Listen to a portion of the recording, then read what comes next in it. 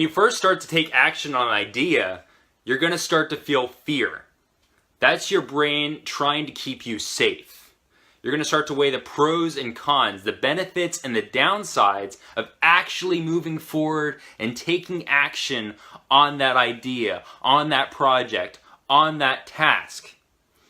And so there's a part in your brain called your amygdala. This is your fear center. Like I said, your brain is trying to keep you safe. That's its main purpose, is to keep you safe, apart from helping you move around. But so it will make sure that you do something that is the easiest possible option. And so most people procrastinate. They give in to their fear because it's easy to do that. Your brain likes easy. It doesn't like to do things that are challenging and difficult if it doesn't see a reward. And so you're going to start to overanalyze the situation when you try to take action on something. And you're probably going to talk yourself out of actually doing what you need to be doing. And so I'm going to share with you a really powerful principle called the 5-second rule. Has nothing to do with when you drop food on the ground and pick it up so bacteria doesn't affect it.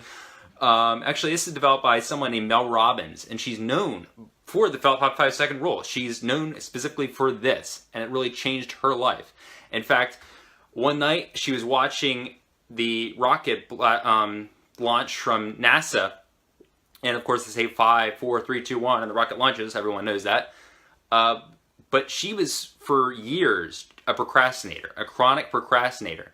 Because her life was pretty much going to shit, it was, excuse the language, excuse the French, right? She didn't know what to do with her life. And she would just stay in bed, basically, just to avoid life. She would constantly hit the snooze button. And, her kids were always late for school and stuff like that. And she really didn't, well, she did care, but she just didn't know what to do. She was just stuck in misery. So after watching a rocket launch the night before, the next day she decided to try the same principle. And she said 5, 4, 3, 2, 1. And she launched herself out of bed like a rocket. And she realized that she could train herself to really kind of remove the fear and override her base instincts to stay in bed just by saying 5, 4, 3, 2, 1. And she found out that you can actually what this basically is taking your base instincts, which are in a center called the basal ganglia in the back of your head. So this is where all your kind of like where your cerebellum is, which is the little part in the back of your head, well, in your brain, not in the back of your head. You can't feel this, but you could if you could like reach through your skin. But anyway, so in the back of your brain, there's a part called the cerebellum, and around the areas where your basal ganglia is. This is your habit center. Anytime you have a habit, this is your habit formation. So when you learn to ride a bicycle, that habit is locked into your basal ganglia in your brain. And so the same is as well with chronic procrastination. You do something enough, if it's not beneficial for you, if you sleep in, hit the snooze button, if you don't take action on that idea, if you overanalyze something, that becomes a way of thinking. That becomes a habit that you just constantly have in loop. And so you can actually override that by saying 5, 4, 3, 2, 1. Anytime you want to take action on an idea. And when you do that, you go from the back of your brain where your basal ganglia is to your prefrontal cortex. This is where all your conscious decision making is. This is really the control center of your brain. This is what you use to visualize your future. It's what you use to really kind of form ideas and come up with the plans and all that. This is your conscious control center. This is actually the newest part of the brain to be developed as humans.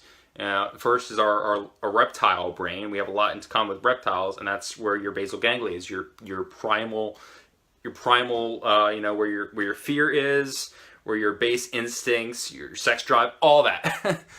So you basically move from the back to the front when you say 5, 4, 3, 2, 1.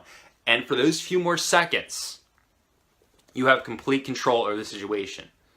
When you take action and do that, eventually that becomes a habit. And so you say 5, 4, 3, 2, 1 enough anytime you have something that's scary that you want to do, and you'll override the base instinct and you'll actually take action on that. And it will become second nature for you eventually. That's the concept. And so I want you to start doing this. When you feel the fear of working on a project or doing something that's scary and difficult, even like maybe like bungee jumping or something. I would never bungee jump, honestly. I would not do that. I'm afraid of heights. Or jumping from an airplane, or even like I used to be, afraid of basically being on a Ferris wheel because I'm afraid of heights. So, or roller coaster. If you're about to do something that's scary, say 5, 4, 3, 2, 1, and just do it. Just start moving. You need to start moving, because if you say 5, 4, 3, 2, 1 and don't move your body, you don't take action, it's not going to work, obviously.